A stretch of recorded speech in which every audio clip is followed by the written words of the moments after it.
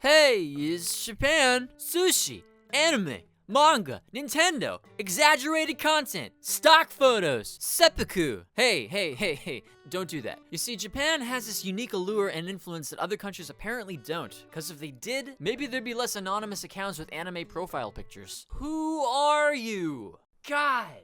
All I could say is that unlike the USA and Europe, the lack of millennia with shared cultural roots makes Japan exotic in a way that still makes an overwhelming amount of curious Westerners want to visit the land of the rising sun at some point. Fun fact! Japan isolated itself for 250 years in what's historically known as sakoku, or closed country, because the Spanish and Portuguese were poking their big noses around the world, spreading Christianity around in the 1500s. Such that the Japanese were like, well, look at the news.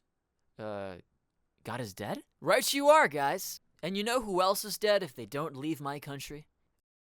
And because of that, still to this day, Japan feels like an exotic island separated from the rest of the world, hence terms like gaijin, or outsider. And even though Christianity failed in Japan after being deemed a Western tool for colonization, with about 1% or less of the Japanese population identifying with the religion now, anime, by stark contrast, definitely succeeded in the West. It's been 2 years since I've moved here, and for the occasion, I'm taking Adam along for the ride today to give us his American impressions. Konnichiwa!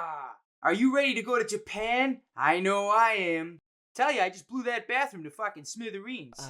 I thought bringing him along would be a good idea, but fuck it. So where do I come into all of this? Well, I was frantically job hunting online for about 2 years, only for recruiters to tell me, "You're not good enough." And in response, I'd usually send them very thoughtful emails. Because, you know, the US job market is currently the biggest corporate circle jerk in modern history. Hi, why do you want to work here? We know each other. Oh, wow, you're hired. So in my depression, I'd be like, whatever, and go to the local liquor store down the street to get some Johnny Walker Red, because I was listening to too much Elliott Smith. Hey, shh, seriously, Elliott, not now. You're gonna make me cry, man. Sorry, man. No, I'm sorry. And eventually, while staring out my window into the backyard, the clouds opened up, God looked down on me, and he said, "Hey, what if you moved to Japan?" That's it! So without thinking about it too much and taking just an insane risk, I packed my bags and left. And the rest is history. Aw, boy, here's our gate. Come on, Tantris. Man, I hope they serve wasabi-covered peanuts on this plane. That would be the bomb! But now I haven't been here 2 years. I've just barely got enough experience to even feel confident sharing it on the internet with you all. Before even delving into the details about living here, I gotta admit, when you're billed at the hospital for the first time, especially if you're an American, you're in for the biggest shock. Okay, sir, that'll be $6, please. I'm sorry, what? I said that'll be $6, please. Would you like to pay in cash or credit? You sure there isn't a mistake? That doesn't sound like, you know, a little cheap.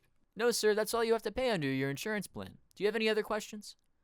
Anyway, back to these kids. So how could they tell you about such a refined culture, a country that during the Meiji Restoration in 1868 went from a feudal nation run by the shogun to as strong as then Western empires in a matter of decades, a nation that shut itself out from the outside world and developed its own traditions, still unique today, that we stupid foreigners could never understand? It's not possible. They don't know Japan. I can't say my input will change the dialogue, but in many ways, it's just like anywhere else. However, there seems to be a sharp contrast between how it's either some super futuristic utopia on the other side of the ocean, where you can drop your wallet and still get it back the same day, or so bad that you shouldn't ever move here. No matter your efforts, at most, you will be greatly appreciated for learning their culture and language, but in the end, you will never be Japanese. Adam, let it go, man. You're an Italian-American ginger. You're never gonna be Japanese. What if I... Nope. On the positive side, Japan has an obsession with Roman noses. So if you've got a skinny nose with a tall bridge, you're in luck. Because many Japanese people will give you the compliment, 鼻高いですね. which literally means, your nose is so tall. What's he saying about me right there? Well, he's saying that you have a tall nose. Tall nose? The fuck is that supposed to mean, I got a tall nose? Adam, it's a compliment, okay? Relax. Tell him to stop. What's he pointing at his fucking nose? Hey, come here. What's that you say? A country that isolated itself for over 250 years with a homogenous population of 97.5 Japanese people? Man, you gotta be crazy to think you're gonna stand out here. No, but in all seriousness, what's up with our obsession with Japan? Answers L! Part 1. Understanding the West's obsession. Well, the origin of Japan's allure goes back centuries. It's not just today. Even artists like Vincent van Gogh in the 19th century had a weebiness to him, where he would take old Japanese prints, copy them, and take influence for his own paintings, and incorporated stylistic elements like bold colors, and created a really unique feel to his work, like then contemporary ukiyo-e in Japan. You can see this in things like The Courtesan and The Bridge in the Rain. George Lucas was notably influenced by Japanese filmmaker Akira Kurosawa, while the idea of the Jedi was inspired by the samurai. And then there's John Lennon. Artists seem to like Japan, and as one myself, all of this hits close to home. So once again, folks, in order to understand my own thoughts about absolutely anything, we have to delve into some childhood anecdotes featuring my legendary gamer dad. He, who used to play all sorts of Japanese video games in my youth, as well as before I was born, and was inspired by them. My father, like me, is a game enthusiast and artist, and had a game room in the back of his office full of posters of which even the AVGN would be jealous. So when I was playing games, it was always a Japanese system. Be it the Nintendo DS, PlayStation 2, the Sega Dreamcast, and the GameCube, all at his behest.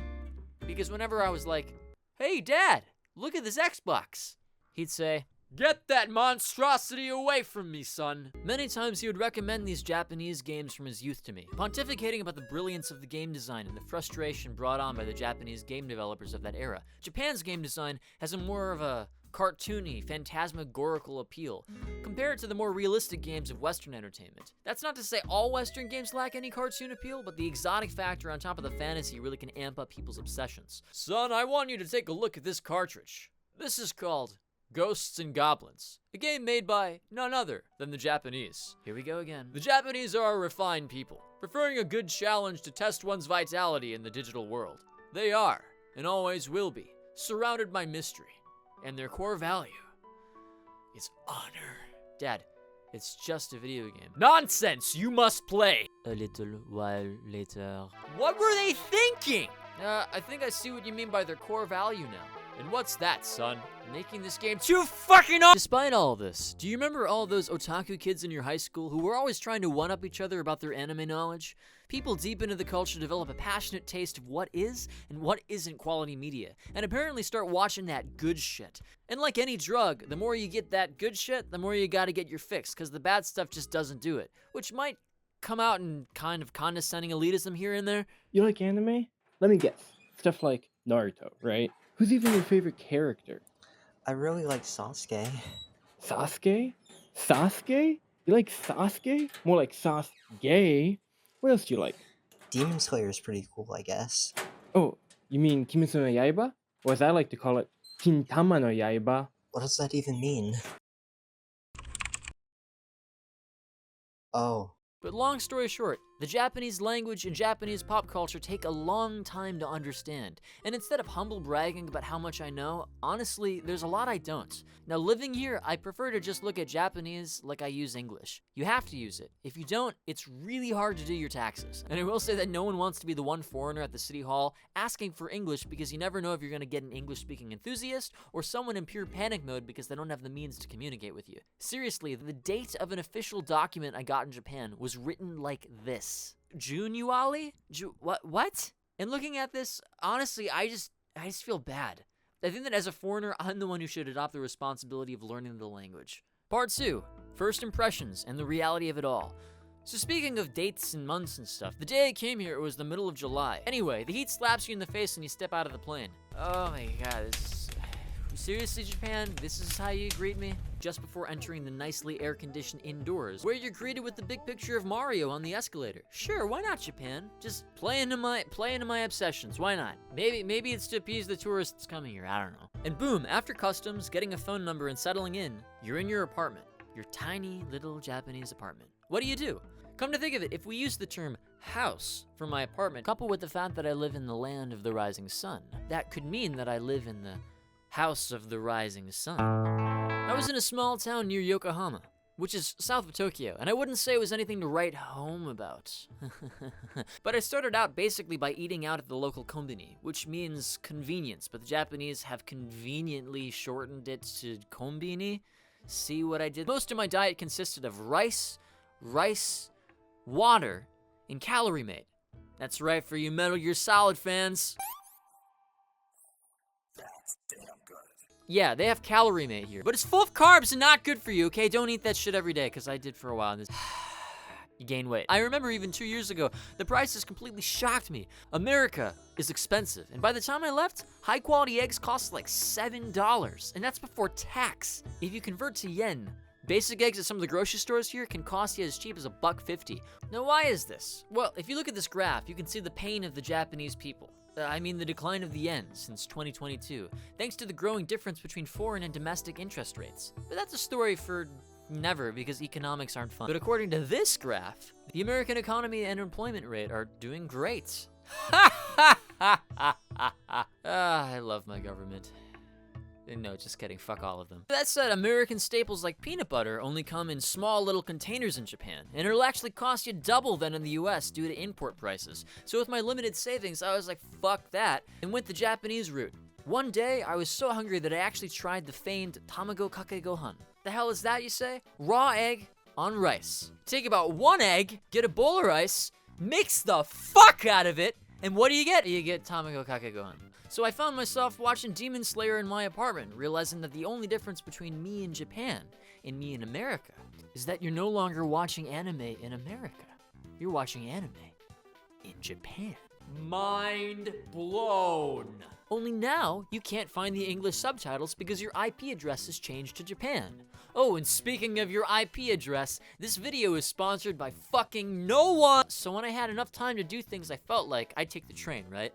If there's anything I'll get off my chest right now, it's that Tokyo has such a well-developed subway system that it doesn't really matter where you are in the Bay Area. It's relatively easy to get anywhere in about an hour and a half. Luckily, there's also way more to do here than in Wisconsin, and notwithstanding the existential malaise that still follows me around, I still quite enjoy living here.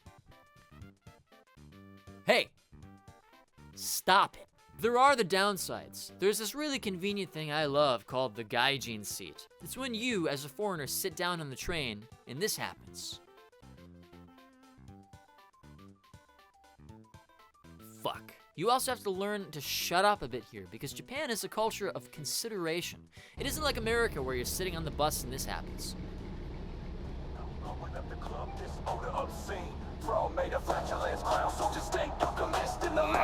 No, you do so much as even slightly fail to keep quiet on the train here, and you'll see noticeable results for disobeying. Oh, what's going on? Whack-a-flack-a-jack? How you doing, man? Oh, sorry. Yeah, don't talk on the phone when on the train here.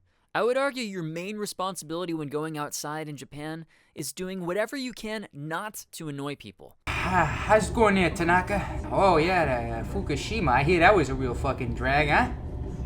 Unless you really know what you're doing, just don't talk to strangers. I'm aware that the majority of tourists are respectful, but every once in a while you get your Logan Pauls and Johnny Somalis ruining the reputation of tourists for everyone. So listen, I hear that they got bidets on all the toilets. The little nozzle thing, it sprays water at your asshole. Yeah, I'm a big proponent of those. I'm very pro anal cleanliness, so if... You know, Adam, follow me. Adam, you doing all right?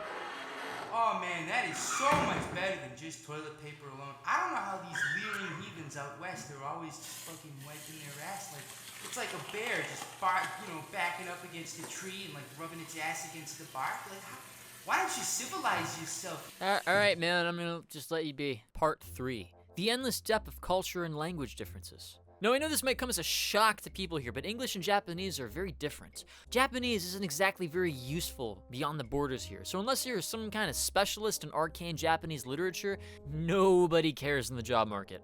Hey, I speak Japanese. Fuck you. But you see, here in Japan, you can't just walk into a bar and be like, hey, what do you say there, Tojo? Domo arigato English? In a situation like this, the probability that a Japanese person would actually express vocal discomfort at your ignorance is pretty low, though you might feel it in the air. In Japan, air is not for breathing, but for reading. Japan is well known for hone and tatemae. Hone literally means your true feelings, while tatemae is your public face. And when in public or with people you don't know, to avoid active conflict with them, it's better to not show discomfort openly, because it breaks the harmony of the group. And remember, Japan is a collectivist society which prioritizes respect to authority and group well-being over individual freedom. Interestingly, some Japanese people actually dislike this culture. So let's pivot for a second so I can give you a quick take from a Japanese friend of mine who works in central Tokyo. I think the concept of hana and tatemae is unique to Japanese culture. I dislike it, but I believe it's about creating a flow in conversation without hurting the other person's feelings. In Japanese, not using the subject also feels unique to the language. I feel that we often shortcut by assuming things will be understood without being explicitly said, like, you'll get it, even if I don't say it. Tatemae is like not agreeing with what the other person said, but also not disagreeing outwardly, because doing so would make them feel bad. So you just kind of go along with it on the surface. It might be considered a form of politeness or aesthetics to be overly considerate of others. In America, the essence might be similar, but if you really want to become close friends, you should face each other honestly. And you don't use tatemae with true friends. It's something used to smooth over situations or in being reserved with seniors, superiors, or people you meet for the first time. I don't like it though. So this anxiety stems from the history of Japanese people showing loyalty outwardly, while not necessarily holding them in their heart. During the Edo period, or Sakoku as I mentioned earlier, 1603 to 1868, a strict social hierarchy and the concept of group harmony were the glue to everything in Japan. The daimyo, or the feudal lords, who were less powerful than the ruling shogun, also good show by the way, were required to frequently alternate their residence between their home domains and Edo, or modern-day Tokyo, in a system known as Sankin Kotai, costing them a fortune, all the while being forced to keep their wives and children in Edo permanently as hostages to guarantee their loyalty to the shogun. It's pretty fucked up, and I would imagine a lot of them actually hated the shogun but couldn't actually say what they thought, lest they get their heads cut off. Even though this culture died out over 150 years ago, I can still sort of see how it influences the Japanese spirit of not wanting to be caught or stand out. But one of the most surprising conversations with a Japanese person that I have ever had was when I was explaining the Western idea of not giving a fuck as eloquently as I could. So I quoted Kurt Cobain's, "I'd rather be hated for who I am than to be loved for who I'm not." And she was not impressed, telling me with a straight face that she would in fact rather be loved for who she's not than hated for who she is, because it helps her save face. I know I shouldn't be judging here, but that made me a little sad. But I guess it makes sense. After all, this is the country where the maxim, "The nail that sticks out gets hammered down," holds weight. Now, this can have some benefits, surprisingly, because you see a lot of selflessness here. I recently went to a goods store in Shibuya to buy myself a few wine glasses, because I like to indulge here and there, and I know you'd never judge me. So I'm at the register, and just before I'm about to hand over my hard-earned cash for the cups, she proceeds to tell me that she will now open the box to ensure that the contents are not ruined, and she spends the next minute asking me if the contents are in good enough condition for purchase. Like, she slowly takes the glass out of the box with gloves. And this is like a pretty normal store, you know? So I was like, huh? You're confirming the quality and safety for me? And I don't know, it's just a good example of how Japan has those moments where you realize, hey, I could get used to this. There are too many facets to living here that 20 minutes won't allow for. So imagine this is just the beginning of many videos on Japan to come. It took me a really long time to edit this, so sorry for the wait. But if you'd like to hear more Japan stories, let me know in the comments. I'll likely make a part 2 of this video if this one gets a good reception. But if not, be sure to subscribe to Adam. And if it strikes your fancy, check out my songwriting. Link to Noble Truth in the description. And as always, Scrutly Mutley! It's not